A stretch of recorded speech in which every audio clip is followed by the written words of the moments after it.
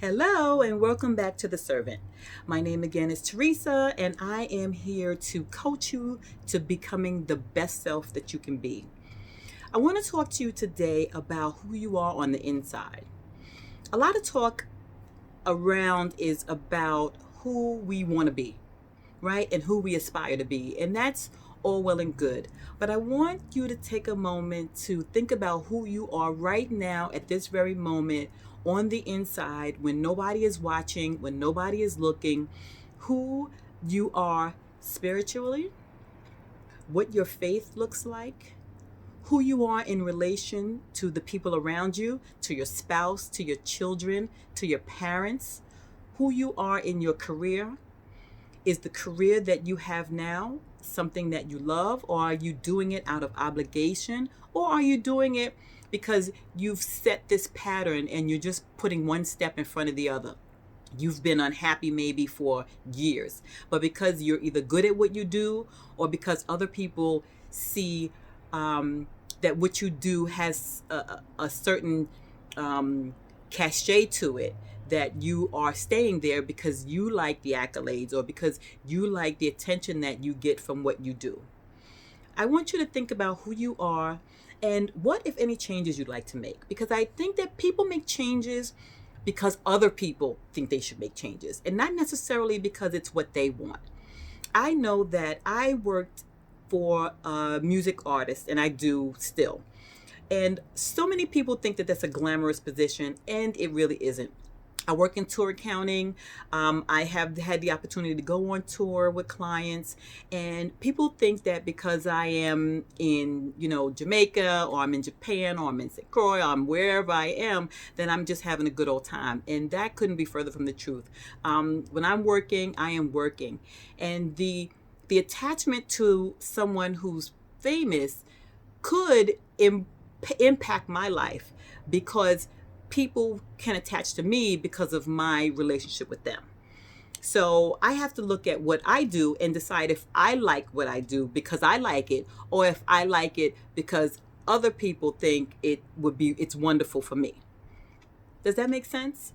I mean, that's why I decided to go into individual coaching, because I really did feel like we there now there's an outpouring of coaches all of a sudden, and there are people who do this and who have been doing it for years, which is amazing, because I think that everyone can use a coach. Everyone could use someone on their shoulder saying, are you sure you're making the right decision? Are you sure this is what you want to do? Someone who has no benefit, someone who is not seeking to gain anything from your decision, whether you go left or go right, but to make sure that you are living in your highest self. I think that everybody could use that once in a while. You may not need it forever, but I think that there are periods in your life when you can use and have need of someone who can help you be accountable to what you say you want to do, and to help you figure out a plan to get you from where you are to where you want to be. But first, you got to know who you are, right? First, you got to know if you are happy. First, you got to know if you like vanilla ice cream. And I say this all the time because I was married for 17 years, and my husband liked chocolate ice cream. And when we started dating, that is what we would have in the house. When we got married, when we got married rather, that is what we would have in the house. And then that's what I would eat. And it wasn't until I was divorced and I was still buying chocolate ice cream. And then I realized one day that I really didn't like chocolate ice cream that much. But I was eating it because that's what he liked. And sometimes we do things because that's what other people want to do. And we don't actually get into whether or not it's something that that feels true to who we are, and that feels true to what it is that we want.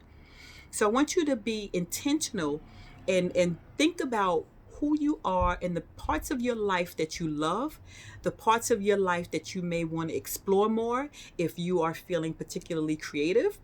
I don't have a creative bone in my body. I can't draw. I can't sing. I wish that I could sing so bad, though. I really do. But that's a lost cause. Whether you want to, you want to do things that maybe outside of your comfort zone. I mean, if it's outside of your comfort zone, those are the things that you should try doing first, because that will allow you to break the chains of the life that you live just blindly following step by step, one moment after the next. Become who you say you want to be, and in order to do that, sometimes you got to know who you are first, so that we can start peeling away those things that don't serve us, and then we can start reaching out for those things that will edify our spirits.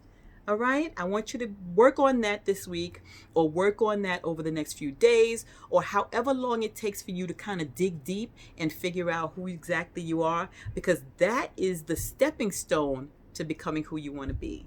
Okay, my loves? Thank you for staying tuned. Have a great day. Bye.